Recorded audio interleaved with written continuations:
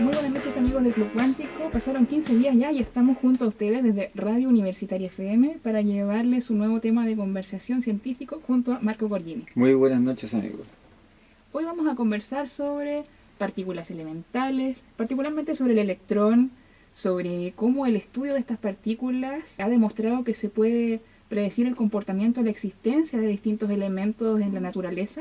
Y ya habíamos tocado algunos de estos temas antes, ¿cierto, Marco? Sí, cuando hablamos de los aceleradores de partículas específicamente y vimos estas cámaras de niebla y estos sistemas electromagnéticos que permitían describir partículas en los grandes aceleradores y tratar de predecir y verificar su existencia, ya ese es más o menos el contexto en que nos vamos a mover ahora, pero específicamente con un problema que es el del electrón. ¿Podríamos recordar algún concepto importante para que nuestros amigos tengan presente y que puedan entender mejor el programa de hoy? Sí, bueno, el electrón son estas partículas que están incorporadas a los átomos de forma natural. Recordemos que en algún momento se pensaba que no se sabía bien cómo estaba compuesto el átomo, si el núcleo estaba disperso, etcétera, y los experimentos de Rutherford permitieron demostrar que la mayor parte del espacio que ocupa un átomo cualquiera está constituido por el núcleo y el resto periféricamente son electrones que están ubicados, ahora sabemos, en órbita en torno al átomo, al núcleo, pero no se trata de órbita en el sentido de trayectorias usuales, como clásicas. La típica figurita que se muestra siempre no son del sistemas átomo. planetarios, pero la descripción inicial de Rutherford del átomo fuera de un sistema planetario.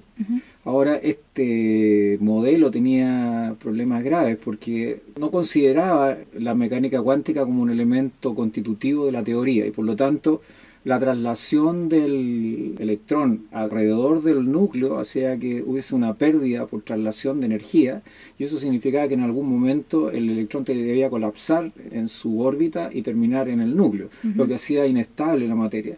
Y por lo tanto ese modelo fue desechado.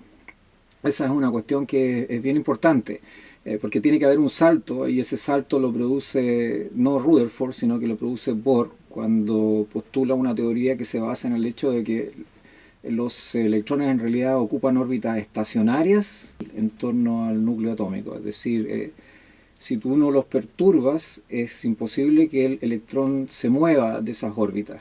O sea, no es un sistema planetario, sino que hay niveles discretos de energía, que es en el fondo la teoría de Planck, en el átomo, en donde estos electrones se ubican. Esa era la parte importante de la teoría de Bohr.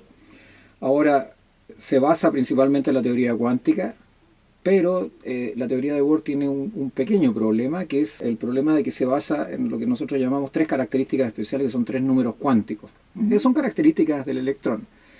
Y ese modelo no explicaba un fenómeno de la naturaleza, que era verificable en el caso de los átomos que nosotros conocemos, constituyentes de la materia que nos es habitual. Y este era el efecto denominado efecto Zeeman. Se hizo un experimento que consistía en aplicarle campos magnéticos a ciertos átomos para ver cuál era el comportamiento del espectro de energía. Entonces se vio que bajo la influencia de estos campos magnéticos el espectro tenía ciertas variaciones que no era posible explicar a través de la teoría de Bohr. Es decir, la teoría de Bohr nos daba cuenta en materia de espectro de las perturbaciones que producían los campos magnéticos, por lo tanto había algo que faltaba. Por eso es que la teoría de Bohr, a pesar de que no era mala y explicaba el caso de algunos átomos muy especiales, en el caso de otros sencillamente fallaba. Y por lo tanto, para que ese problema se solucionara, tiene que aparecer una nueva teoría y un nuevo concepto, que es el que introduce Pauli, que es uno de los fundadores de la mecánica cuántica en el fondo, y que tiene que ver con el spin. No, él no introduce directamente la noción de spin, pero dice que tiene que haber un cuarto número cuántico que dé cuenta de esto, además de hablar del llamado principio de exclusión, que después va a llegar su nombre, que es el principio de exclusión de Pauli.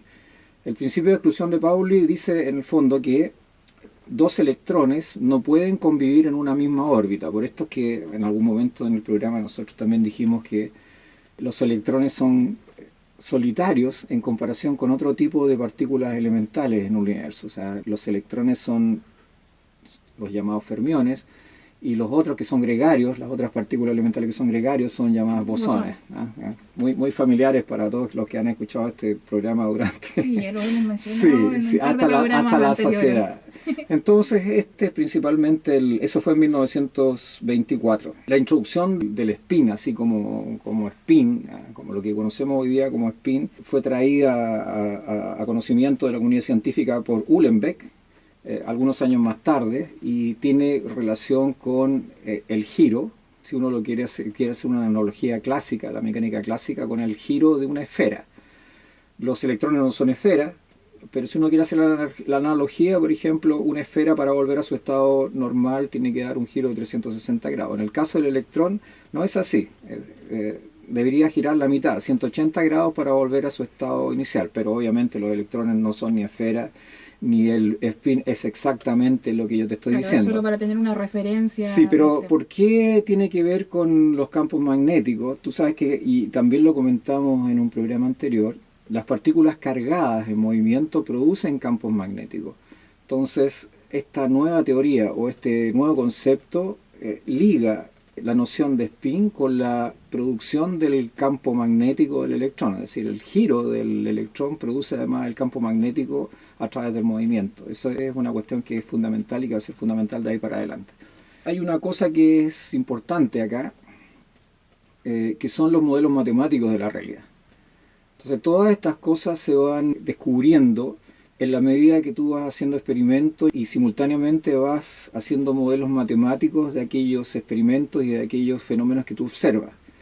Pero esto tiene cierta cadencia. A veces tú desarrollas el modelo matemático y después haces el descubrimiento, y a veces haces el experimento, haces el descubrimiento y desarrollas tu modelo matemático. O sea, no hay una linealidad en el proceso del conocimiento del mundo físico. Y esto va a quedar demostrado inmediatamente. Voy a volver un poquito atrás. El desarrollo de la mecánica cuántica parte de la observación de un fenómeno específico, que es el fenómeno de las rendijas, de los electrones o fotones que pasaban por dos rendijas y que finalmente no se comportaban como partículas clásicas, sino que se comportaban como ondas, y cuando atravesaban las dos rendijas había un fenómeno de entrelazamiento, de difracción, que eran característicos de los fenómenos ondulatorios y no de los fenómenos corpusculares. Es decir, las partículas se comportaban en determinadas condiciones como partículas, como corpúsculos, y en otras condiciones se comportaban sencillamente como ondas. Entonces, de ahí nace la mecánica cuántica, el principio de incertidumbre, que dice que uno no puede tener certeza absoluta acerca del momentum de la partícula si tiene certeza absoluta acerca de la posición, y viceversa. Y todo el modelo matemático que después se genera es a partir de estos supuestos. Y el modelo matemático considera 5 o 6 axiomas que construyen prácticamente toda la teoría fenomenológica de la mecánica cuántica. Y después de eso, solamente con la teoría cuántica tú puedes empezar a predecir nuevos fenómenos, que es una de las cosas que vamos a ver enseguida. Muy bien, ya hicimos un completo repaso por los conceptos que deben tener presentes ustedes y que ya habíamos comentado en programas anteriores. Hicimos un recuento sobre sus distintas características, cómo ha sido su estudio, la evolución del mismo. ¿Cuáles fueron los nuevos elementos que se consideraron en relación al electrón? El elemento que se tuvo que considerar después de esta inclusión del spin, este cuarto número cuántico en el caso del electrón, que daba cuenta además de este fenómeno, de este efecto Zeeman, ¿no?, que no era descrito por el modelo de Bohr original. El nuevo elemento era que, siendo los electrones de masa muy pequeña, era muy fácil que estos se movieran a velocidades cercanas a la de la luz. Eso significa que uno debiese haber considerado, los científicos debiesen haber considerado en esa época, los efectos relativistas sobre esta partícula elemental.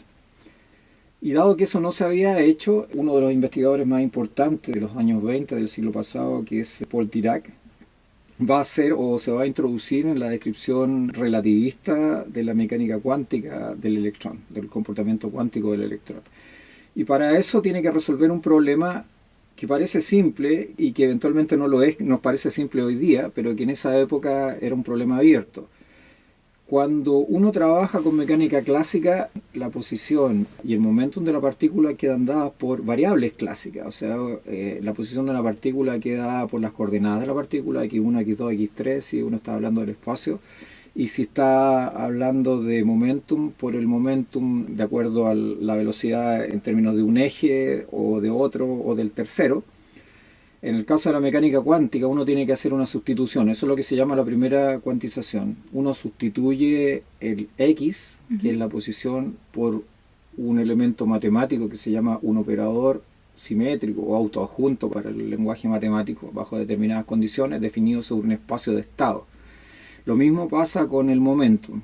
El momentum, por ejemplo, para una partícula que se mueve en una recta, viene dada por un operador que es menos i, que es la base de los números complejos, por el diferencial con respecto a x. No importa lo que eso signifique, lo que quiero decir es que uno ya trabaja con conceptos que son absolutamente diferentes, muy abstractos, respecto de lo que eran la posición y el momentum cuando hablaba de mecánica clásica. Entonces, la energía del electrón relativista o de la partícula relativista venía dada por una ecuación que viene dada por Einstein. Uno conoce la fórmula más o menos trivial, ¿no es cierto?, que es esa E igual mc cuadrado, pero en realidad la ecuación que uno quiere trabajar es E cuadrado igual m cuadrado sea la cuarta más algo que tiene que ver con el momentum al cuadrado, que es bastante complicada. Entonces cuantizar eso, hacer la primera cuantización de eso era bastante complicado. El primer intento, ¿no es cierto?, fue fallido. Se llama la ecuación de Klein-Gordon, que es la ecuación de Schrödinger, que es la que da la evolución del sistema. No servía porque tenía inconsistencias matemáticas con la realidad y por lo tanto lo que hizo Paul Dirac, que es finalmente el que resuelve el problema, es aplicar la cuantización correcta al sistema clásico, obtener una ecuación que finalmente se llama la ecuación de Dirac, que es muy conocida por todos, y que va a permitir estudiar el comportamiento del electrón desde el punto de vista cuántico y la evolución del electrón en el tiempo, o sea, de los estados electrónicos en el tiempo. Esto es muy interesante porque solamente de la derivación matemática, de la primera cuantización y de las consideraciones que Paul Dirac hace, uno puede deducir, ¿no es cierto?, que en realidad el electrón tiene spin, pero además tiene el resultado un elemento adicional. Aparecen energías negativas en las soluciones de las ecuaciones que no son explicadas desde el punto de vista físico. Entonces, cuando Dirac saca estos resultados, hay un comentario de Werner Heisenberg muy lapidario respecto. Yo no recuerdo exactamente cuál es el comentario, pero entre comillas te diría que es algo así como: este es un periodo triste en la historia de la física. No sé si refiriéndose directamente a Paul Dirac y pensando que Paul Dirac ya era un físico muy reconocido en el mundo. Él era inglés de parientes extranjeros, pero era muy reconocido. No sé si refiriéndose a Paul Dirac o sencillamente que la teoría cuántica parecía estar llegando a un punto muerto. Cualquiera haya sido la intención de Heisenberg, era claro que esto de que aparecieran energías negativas en la solución de la ecuación de Dirac era un problema. Esto se estuvo discutiendo durante mucho tiempo, pero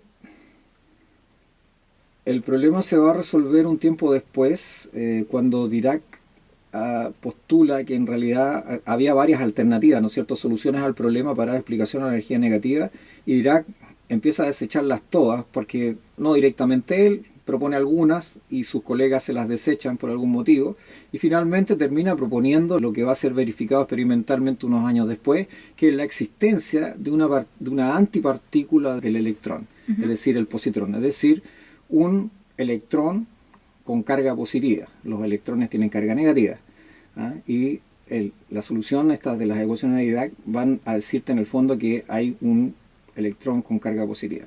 ¿Y cómo fue la reacción ante este planteamiento del positrón? Bueno, el modelo matemático estaba prediciendo, era un supuesto, una conjetura de Dirac, de muchas otras conjeturas que ya habían sido desechadas. Era como la última esperanza para hacer de esta ecuación o de las soluciones algo razonable desde el punto de vista de la física.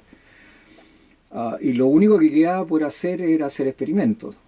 Y por lo tanto, así funciona la ciencia. O sea, tú puedes conjeturar muchas cosas. Era razonable y lógico lo que Dirac construyó con su teoría, porque estaba sobre la base de la mecánica cuántica. Por lo tanto, debiese resultar, si es que la mecánica cuántica era consistente a nivel relativista y no había problema.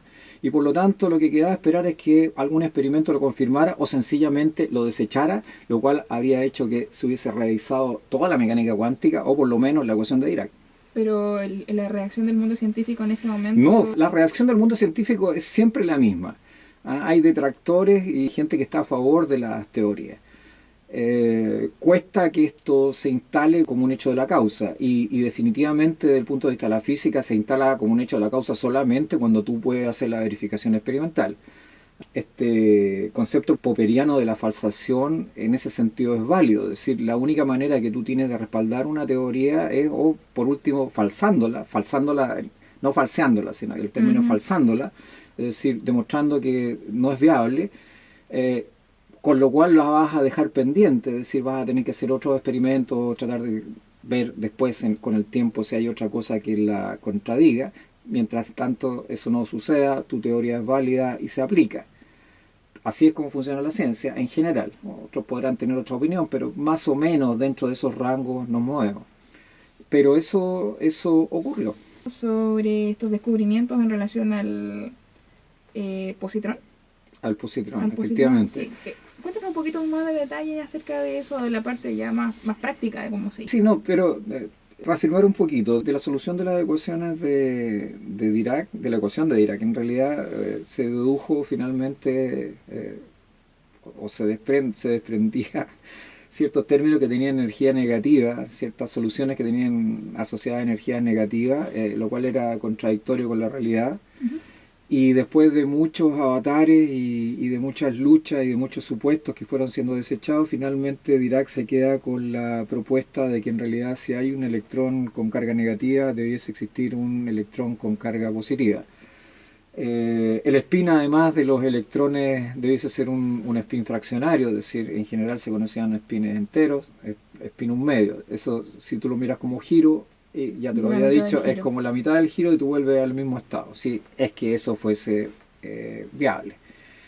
Entonces, bueno, la confirmación de la existencia del positrón ocurre algunos años después con experimentos sobre rayos cósmicos, en realidad, o sobre radiación cósmica. Después de muchos años se dieron cuenta que había radiación que era detectable en la naturaleza, que no venía de la misma Tierra, y después de muchos intentos experimentales se dieron cuenta que en realidad a la Tierra llegaba mucha radiación de afuera, que tampoco era radiación solar, porque se podía captar en horas en donde el Sol no influía sobre la superficie, y se dieron cuenta que esa radiación permeaba todo. Entonces quisieron conocer la naturaleza de esa radiación. Y la manera de conocer las partículas elementales que estaban asociadas a esos rayos cósmicos era sencillamente la que era conocida ya en esa época, que eran las llamadas cámaras de Wilson, estas cámaras de niebla, y que ya, las cámaras de burbuja que ya mencionamos en un programa anterior con los aceleradores de partículas, en donde las partículas o la radiación transitaba por un medio gaseoso o líquido e interactuaba con los átomos o con las partículas de ese gas o de ese líquido, produciendo alteraciones, burbujas, que iban dejando la traza de la partícula que pasaba. Es decir, uno no está viendo directamente la partícula, sino el efecto de la partícula sobre el medio. Entonces tú podías ver la trayectoria. Y como ya se habían clasificado más o menos las trayectorias de las partículas, se sabía que los electrones, si uno miraba en esas cámaras de niebla, uno ve la trayectoria de los electrones como unas espirales pequeñitas, en un sentido, ¿ya? En un sentido. Y después de algunos experimentos, se hicieron varios, la primera persona que hizo experimentos sobre esto lo hizo con medios que no eran tan sensibles y después se fue mejorando, y alguien se dio cuenta que había partículas que tenían un comportamiento en términos de trayectoria prácticamente iguales que a los del electrón, sencillamente que las espirales eran en el sentido contrario. Entonces les correspondía la misma masa, etcétera, las mismas características, salvo que la espiral era diferente. Y la deducción final, después de muchos cálculos, etcétera, experimentos, aplicación de modelos matemáticos, etcétera, fue efectivamente que esto era la confirmación de que se trataba de la partícula predicha por la teoría de Dirac, es decir, el positrón.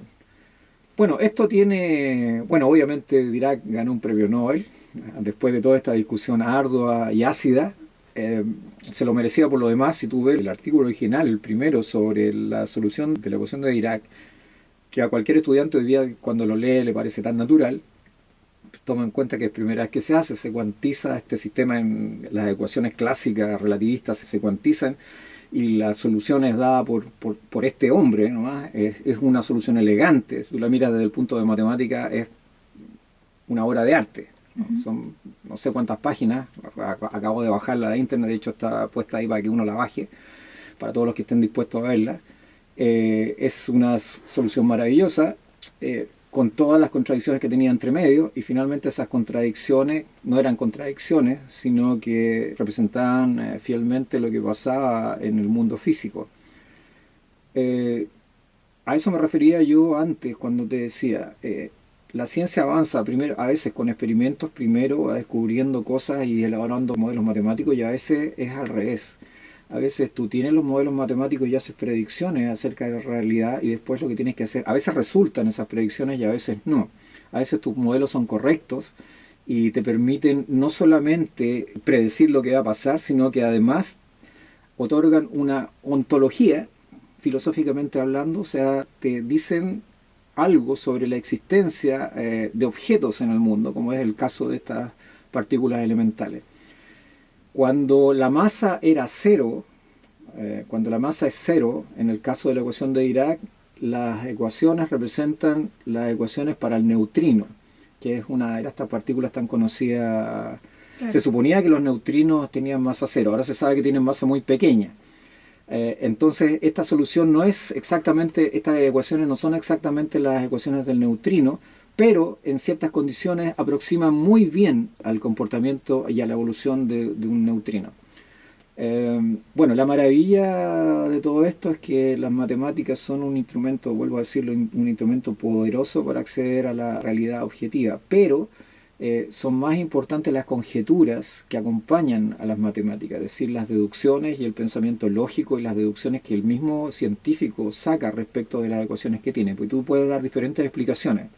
Esas explicaciones después, con tus ecuaciones, las ecuaciones son elementos lógicos que te sirven para hilvanar un argumento, pero finalmente lo que es importante acá es el contraste que se hace entre la teoría, entre tus conjeturas y el experimento, es decir, y la realidad. La que te da la respuesta final es la realidad, no es tu manera de aproximarte, sino que cuán correcto es tu aproximación, cuán correcta es tu discurso, cuán correcto es tu conjetura respecto de lo que el mundo realmente es.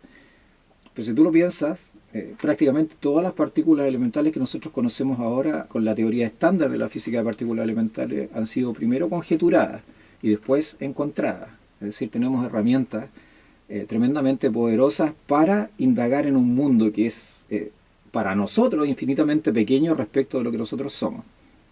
Marco, siempre te pregunto esto y te lo voy a volver a consultar. Desde los planteamientos de Bohr hasta esta resolución de la ecuación de Dirac, ¿cuánto tiempo aproximadamente pasó para que nuestros amigos se den cuenta de todo lo que tarda y se puede demorar la ciencia en demostrar, comprobar estos planteamientos? No, bueno, fíjate que aquí no fue tan largo en el sentido de que, del electrón, yo te diría que en los años 30, 35 ya se tenía la solución hasta a las ecuaciones de Dirac, porque entiendo que el artículo de Dirac es en 1928. Y un tiempo después, unos años después, es esta verificación de la existencia del positrón. Son 30, 40 años. Lo que pasa es que hay un periodo de la historia que es precisamente en donde aparece la teoría de la relatividad y la mecánica cuántica, que es tremendamente rico en proposiciones. No solamente rico en proposiciones en términos de física y matemática, sino que también es tremendamente rico en términos filosóficos. O sea, hay una discusión filosófica muy rica. Hay corrientes filosóficas muy ricas y corrientes políticas muy ricas. O sea, es un siglo de convulsiones. Si tú te fijas desde los términos de la Edad Media, principio del Renacimiento, hasta mediados del siglo pasado, el mundo sufrió una revolución intelectual. O sea, no es menor. Con grandes representantes que eran a la vez científicos y filósofos. Prácticamente todas las discusiones físicas tenían un soporte filosófico. Es decir, eso no estuvo ausente del debate. Ni Heisenberg, ni Bohr, ni Einstein. Si tú miras los artículos, las conversaciones, son muchas conversaciones filosóficas acerca de la naturaleza de las cosas y cómo funciona el mundo. O sea, esas preguntas iniciales que se hacían los antiguos aquí son revividas con fuerza y con ímpetu. Eso es lo más impresionante. Cosa que hoy día parece que no pasara. O sea, estamos como en un estado estacionario. Se perdió. Yo creo que tiene que ver con la fragmentación del conocimiento, pero eso es recuperable. Es decir, la ciencia parece que en lugar de fundirse, se han separado, se han replegado, sí, en distintas áreas, un poquito inconexas entre ellas, pero yo creo que eso es recuperable. Quizás apuntando a demasiada la especialización. Yo creo que sí, el problema de la especialización, la fragmentación, es el encerrarse demasiado en un tema específico, y la ciencia es mucho más que eso. Porque además, piensa tú que la ciencia nace, o sea, el mayor ímpetu que recibe la ciencia no es precisamente durante el Renacimiento, sino que ahí nace, ahí emerge. Con Newton también toma un tremendo ímpetu, un vuelo. Pero es a principios del siglo, a fines del siglo XIX y a principios del XX cuando esto estalla. Hay un florecimiento impresionante de las capacidades científicas y analíticas del ser humano respecto del mundo que le rodea. Entonces, ahora hay una especie de quietud, entre comillas, porque hay grandes descubrimientos y además los descubrimientos son muy rápidos. Ahora sí que son muy rápidos. No sé si en física, pero en biología, por ejemplo, hay cosas que son impresionantes. Yo estoy impresionado respecto del avance de la genética, y es posible que en 20, 50 años más nosotros nos encontremos viviendo en un mundo absolutamente distinto al que conocemos hoy día. Lo que sí hay un gap, una diferencia, un abismo muy grande entre el conocimiento científico y el conocimiento del ciudadano común. Y eso sí que es un problema. Porque generalmente lo que el ciudadano común, la persona común, conoce de ciencia dista mucho de lo que realmente la ciencia es. Y esa es una responsabilidad no de los filósofos, es una responsabilidad de los científicos. Muchos de los términos que nosotros usamos ahora son un lenguaje bastante críptico respecto para la comunidad en general. Eso es un problema que solo podemos solucionar nosotros, no lo va a solucionar nadie más, ni un filósofo, con todo el respeto que me merecen, ni un artista. O sea, esa es nuestra profesión, y nuestra obligación social es llevar la ciencia tal cual es y representarla tal cual es frente a la sociedad y al público en general. Muy bien, Marco, estamos cerrando el programa de hoy. Ha sido un gusto nuevamente llevar el programa a nuestros amigos, y por supuesto en 15 días más los esperamos aquí en Radio Universitaria. En 15 días más nos vemos de nuevo en su Club Cuántico. Muy buenas noches. Chao.